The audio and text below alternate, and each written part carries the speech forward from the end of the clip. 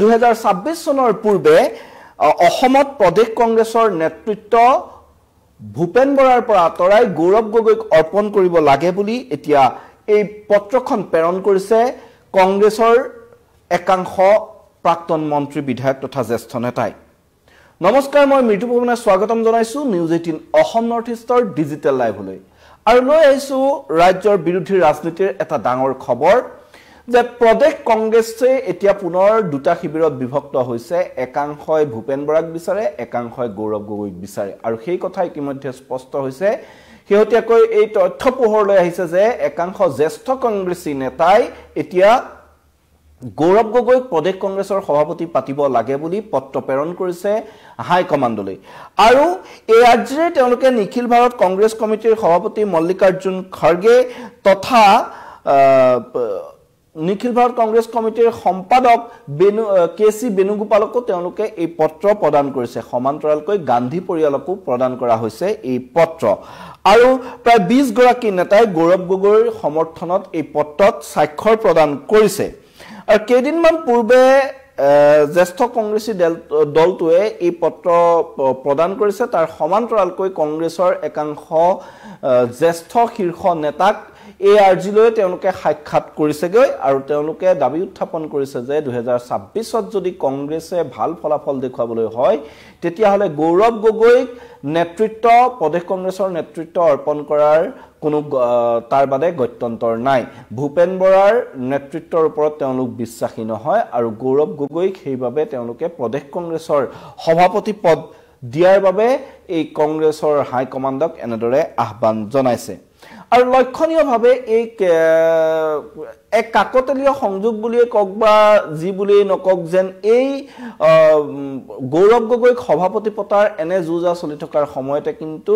গৌৰৱ গগৈৰ বিৰুদ্ধে সোচ্চাৰ হৈ পৰিছে মুখ্যমন্ত্ৰী হিমন্ত বিশ্ব শৰ্মা আৰু মুখ্যমন্ত্ৰী হিমন্ত বিশ্ব শৰ্মাই গৌৰৱ গগৈ আৰু তেওঁৰ পত্নীৰ পাকিস্তান তথা ISIৰে সম্পৰ্ক থকাৰ যি অভিযোগ উত্থাপন কৰি ইতিমধ্যে কেবিনেট সিদ্ধান্ত গ্ৰহণ কৰি ইয়াৰ তদন্ত ঘোষণা কৰা হৈছে। এই সমগ্ৰ প্ৰক্ৰিয়া দুইটা প্ৰক্ৰিয়া কিন্তু একেলগে চলিছে। এফালে গৌৰৱ গগৈ প্ৰদেশ কংগ্ৰেছৰ সভাপতি পাতিব লাগে বুলি একাংশ জ্যেষ্ঠ কংগ্ৰেছীয়ে হাই কমাণ্ডক আবেদন জনাইছে। তাৰ পৰিৱৰ্তে কিন্তু মুখ্যমন্ত্ৰীকে ধৰি শাসকীয় বিজেপিয়ে এতিয়া গৌৰৱ গগৈৰ বিৰুদ্ধে আক্ৰমণ তীব্ৰতৰ কৰি তুলিছে আৰু এই দুইটা প্ৰক্ৰিয়া কিন্তু সমান্তৰালভাৱে একে সময়তে চলিছে, যি ঘটনাই যথেষ্ট তাৎপৰ্য বহন কৰিছে। আৰু তাৰ পিছতে দেখা গৈছে যে গৌৰৱ গগৈৰ বিৰুদ্ধে আৰু তেওঁৰ পত্নীৰ বিৰুদ্ধে পাকিস্তানৰ লিংক থকাৰ যি অভিযোগ উত্থাপন হ'ল আৰু তাৰ পিছতে অসম লোকসেৱা আয়োগৰ কেলেংকাৰীক লৈ বিপ্লৱ শৰ্মাৰ প্ৰতিবেদন ৰাজহুৱা হ'ল আৰু তাতো তৰুণ গগৈ আৰু গৌৰৱ গগৈৰ নাম সাঙুৰ খোৱাক লৈ আজিও উত্তাল হৈ আছে। এতিয়া বিধানসভাৰ মজিয়া বিধানসভাৰ বাজেট অধিৱেশনত আজিও এক প্ৰকাৰ বোকা ছটিওৱা ৰাজনীতি চলি আছে শাসক পক্ষ আৰু বিৰোধীৰ মাজত। এই তেনে প্ৰক্ৰিয়া চলি থকাৰ সময়তে কিন্তু এই যে গৌৰৱ গগৈক প্ৰদেশ কংগ্ৰেছৰ সভাপতি পাতিব লাগে বুলি যি পত্ৰ প্ৰেৰণ কৰা হৈছে সেই কথাও যথেষ্ট গুৰুত্বপূৰ্ণ বিবেচিত হৈছে। আৰু কোনে কোনে গৌৰৱ গগৈৰ সমৰ্থনত এই পত্ৰত স্বাক্ষৰ কৰিছিল, কোনে কোনে কোন প্ৰাক্তন মন্ত্ৰী তথা প্ৰাক্তন বিধায়ক এই জ্যেষ্ঠ কংগ্ৰেছী নেতা কোনে কোনে গৌৰৱ গগৈক APCCৰ সভাপতি পাতিব লাগে বুলি হাইকমাণ্ডক আবেদন কৰিছে। আমাৰ হাতত পোৱা তথ্য অনুসৰি গৌৰৱ গগৈক প্ৰদেশ কংগ্ৰেছৰ সভাপতি পাতিবলৈ হাইকমাণ্ডলৈ প্ৰেৰণ কৰা পত্ৰত স্বাক্ষৰ কৰিছে প্ৰাক্তন মন্ত্ৰী পংকজ বৰা, টংক বাহাদুৰ ৰায়, নুৰ জামাল চৰকাৰ, ৰাজীৱ লোচন পেগু, ৰামপ্ৰসাদ শৰ্মাকে আদি কৰি প্ৰায় 20 জন জ্যেষ্ঠ নেতা, আটাইকেইজনে জ্যেষ্ঠ কংগ্ৰেছী নেতা আৰু তেওঁলোকে প্ৰাক্তন মন্ত্ৰী পংকজ বৰা, টংক বাহাদুৰ ৰায়, মহম্মদ নুৰ জামাল চৰকাৰ, ৰাজীৱ লোচন পেগু আৰু ৰামপ্ৰসাদ শৰ্মা এই এওঁলোকৰ নাম পোহৰলৈ আহিছে আৰু এওঁলোকৰ লগতে মুঠ 20 জনে এই পত্ৰত স্বাক্ষৰ প্ৰদান কৰিছে। আৰু পত্ৰত লিখা কংগ্ৰেছী দলটোৱে তেওঁলোকৰ দাবী সমৰ্থন আদায়ৰ বাবে এতিয়া নিখিল ভাৰত কংগ্ৰেছ কমিটিৰ বহুকেইজন জ্যেষ্ঠ নেতাক তেওঁলোকে সাক্ষাৎ কৰিছে আৰু এই দাবী তুলিছে যে 2026 চনলৈ যদি দলৰ ভেটি শক্তিশালী কৰিবলগীয়া হয় আৰু উপৰ্যুপৰি পৰাজয়ৰ পিছত দলীয় কৰ্মীৰ যি মনোবল ভাগি পৰিছে সেই মনোবল যদি পুনৰ উদ্ধাৰ কৰি এক ন উদ্যমেৰে দলটোক নতুন দিশ প্ৰদান কৰিবলগীয়া হয় তেতিয়াহ'লে সেই কাম কৰিব পাৰিব গৌৰৱ গগৈয়ে আৰু ভূপেন বৰাৰ নেতৃত্বত যেহেতু ইটোৰ পিছত সিটো নিৰ্বাচনত পৰাজয় বৰণ কৰা হৈছে সেইবাবে ভূপেন বৰাৰ নেতৃত্বই দলটোক এনে এক বিজয়ৰ দিশলৈ লৈ যাব নোৱাৰে বুলি তেওঁলোকে এই পত্ৰত উল্লেখ কৰিছে আৰু সেইবাবে 2026ত যদি বিজেপিক পৰাভূত কৰি কংগ্ৰেছ পুনৰ ক্ষমতালৈ আহিব লাগে তেতিয়াহ'লে গৌৰৱ গগৈক প্ৰদেশ কংগ্ৰেছৰ সভাপতি পাতিব লাগিব বুলি তেওঁলোকে এই পত্ৰত স্পষ্টভাৱে উল্লেখ কৰিছে আৰু সভাপতি হিচাপে ভূপেন বৰাই 4 বছৰ কাল সম্পূৰ্ণ কৰাৰ কাৰ্যকাল সম্পূৰ্ণ কৰাৰ সময়তে একাংশ জ্যেষ্ঠ কংগ্ৰেছীয়ে তেওঁৰ বিৰুদ্ধে এনেদৰে এক প্ৰকাৰ বিশুদ্ধাৰ কৰি গৌৰৱ গগৈৰ সমৰ্থনত হাই কমাণ্ডলৈ পত্ৰ প্ৰেৰণ কৰা ঘটনাই কিন্তু যথেষ্ট তাৎপৰ্য বহন কৰিছে আৰু উল্লেখযোগ্য যে গৌৰৱ গগৈ কংগ্ৰেছ নেতা ৰাহুল গান্ধীৰ অতিকে ঘনিষ্ঠ বুলি পৰিচিত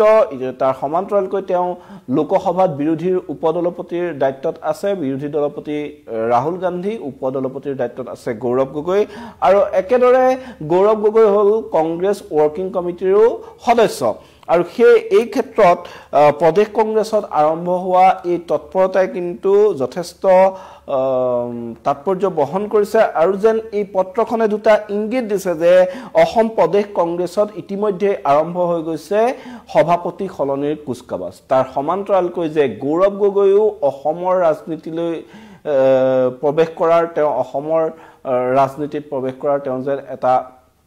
অসমলৈ উভতি আহি ৰাজনীতি কৰাৰ তেওঁ যে এটা মন বান্ধিছে সেই কথাও কিন্তু এই পত্ৰখনে ইংগিত বহন কৰিছে আৰু এই ক্ষেত্ৰত আটাইতকৈ উল্লেখযোগ্য কথাটো হ'ল যে এতিয়া ৰাহুল গান্ধীয়ে কি সিদ্ধান্ত ল'ব ৰাহুল গান্ধীৰ অন্যতম ঘনিষ্ঠ বুলি পৰিচিত গৌৰৱ গগৈ আৰু তাৰ সমান্তৰালকৈ ভূপেন বৰাও কিন্তু ৰাহুল গান্ধীৰ যথেষ্ট ঘনিষ্ঠ বুলি পৰিচিত আছিল আৰু সেইবাবে ভূপেন বৰাক এসময়ত ৰাহুল গান্ধীয়ে প্ৰদেশ কংগ্ৰেছৰ সভাপতি পাতিছিল আৰু সেই ভূপেন বৰাক এতিয়া আঁতৰাই ৰাহুল গান্ধীয়ে গৌৰৱ গগৈক দায়িত্ব অৰ্পণ কৰিবনে নকৰে সেই কথা যথেষ্ট চৰ্চালৈ আহিছে যিহেতু আমি বিগত যি উপনিৰ্বাচন হৈ গৈছিল সেই উপনিৰ্বাচনৰ সময়ত আমি বিহালীৰ প্ৰাৰ্থীৰ ক্ষেত্ৰতে দেখিছিলোঁ যে গৌৰৱ গগৈয়ে কেৱল নিজৰ বলত তেওঁ হাই কমাণ্ডক তেওঁ পতিয়ন নিয়াই বিহালীত তেওঁৰ পছন্দৰ প্ৰাৰ্থী থিয় কৰোৱাইছিল আৰু এক প্ৰকাৰ গৌৰৱ গগৈৰ সন্মুখত নিষ্পভ নিস্তেজ হৈ গৈছিল ভূপেন বৰাৰ কথা যেন ৰজা নাছিল ভূপেন বৰাই সেই বিহালীৰ চিটটো বিৰোধী ঐক্য মঞ্চক এৰি দিয়াৰ পোষকতা কৰিছিল তেওঁ এক প্ৰকাৰ প্ৰতিশ্ৰুতিয়ে প্ৰদান কৰিছিল কিন্তু তাৰ পিছতো শেষ মুহূৰ্তত গৈ গৌৰৱ গগৈয়ে বাজিমাত কৰিছিল ভূপেন বৰাৰ লগৰ এই যুঁজত পুনৰ যেন গৌৰৱ ভাৰ্চেছ ভূপেন প্ৰদেশ কংগ্ৰেছত এখন যুঁজ শীতল যুদ্ধ ইতিমধ্যে প্ৰদেশ কংগ্ৰেছৰ আভ্যন্তৰত চলি আছে আৰু এই যুঁজত এতিয়া গৌৰৱ গগৈয়ে শেষ হাঁহি মাৰে নে ভূপেন বৰাই শেষ হাঁহি মাৰে দলীয় হাইকমাণ্ডে কাৰ ওপৰত আস্থা ৰাখে সেয়া হয়তো কিছু দিনৰ পিছতে স্পষ্ট হৈ পৰিব 26ৰ পূৰ্বে এনে বৃহৎ সাল সলনি কৰিব নে নকৰে প্ৰদেশ কংগ্ৰেছত সেই কথা এই নিৰ্বাচনমুখী বৰ্ষটোত স্পষ্ট হৈ পৰিব কিন্তু এই ক্ষেত্ৰত ভূপেন বৰাই সংবাদ মাধ্যমৰ আগত মন্তব্য কৰিছে যে গৌৰৱ গগৈৰ সন্দৰ্ভত যি পত্ৰ প্ৰেৰণ কৰিছে সেই কথা তেওঁ অস্বীকাৰ কৰা নাই তেওঁ কৈছে যে কংগ্ৰেছ দলটো এটা গণতান্ত্ৰিক দল কংগ্ৰেছ দলৰ আভ্যন্তৰত গণতন্ত্ৰ আছে সেই কাৰণে সকলোৱে নিজৰ মত নিজৰ দলীয় নেতৃত্বৰ ওচৰত উপস্থাপন কৰিব পাৰে কোনোৱে এনেদৰে গৈ পেলাই দলীয় হাইকমাণ্ডক নিজৰ প্ৰস্তাৱ দিব পাৰে এই ক্ষেত্ৰত দলীয় হাইকমাণ্ডে কি সিদ্ধান্ত লয় সেইটোৰ ওপৰতহে সকলো কথা নিৰ্ভৰ কৰিব এক কথাত ভূপেন বৰাই যেন পাকে পকাৰে এই পত্ৰৰ কথা স্বীকাৰ কৰি লৈছে আৰু এনেদৰে যে এটা সভাপতি সলনিৰ কুচকাৱাজ চলি আছে সেই কথা ভূপেন বৰাৰ মন্তব্যতে ইতিমধ্যে প্ৰায় স্পষ্ট হৈ পৰিছে আৰু এই ক্ষেত্ৰত এতিয়া সকলোৰে দৃষ্টি নিবদ্ধ থাকিব দলীয় হাইকমাণ্ডৰ ওপৰত আৰু যেহেতু প্ৰদেশ কংগ্ৰেছৰ সভাপতিজনে নিজেই কৈছে যে কংগ্ৰেছ দলত এনেধৰণৰ আভ্যন্তৰীণ গণতন্ত্ৰ আছে এই কথাৰে এক প্ৰকাৰ তেওঁ বুজাই দিছে যে এই যি কথা ওলাইছে এই পত্ৰ প্ৰদানৰ কথা ওলাইছে সেই কথা সত্য আৰু এনেদৰে হয়তো যাবই পাৰে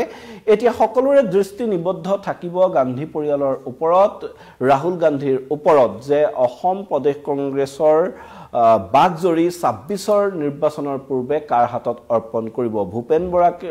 নেতৃত্বতেই অসম প্ৰদেশ কংগ্ৰেছক ২০২৬ৰ নিৰ্বাচনত প্ৰতিদ্বন্দ্বিতা কৰাৰ বাবে থিৰাং কৰিব নে তাৰ পৰিৱৰ্তে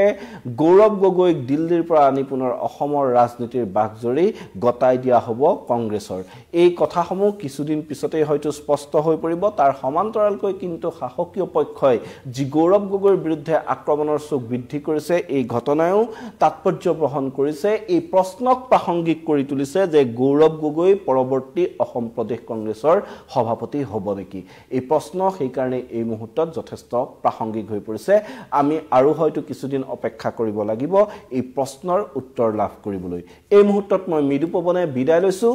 ধন্যবাদ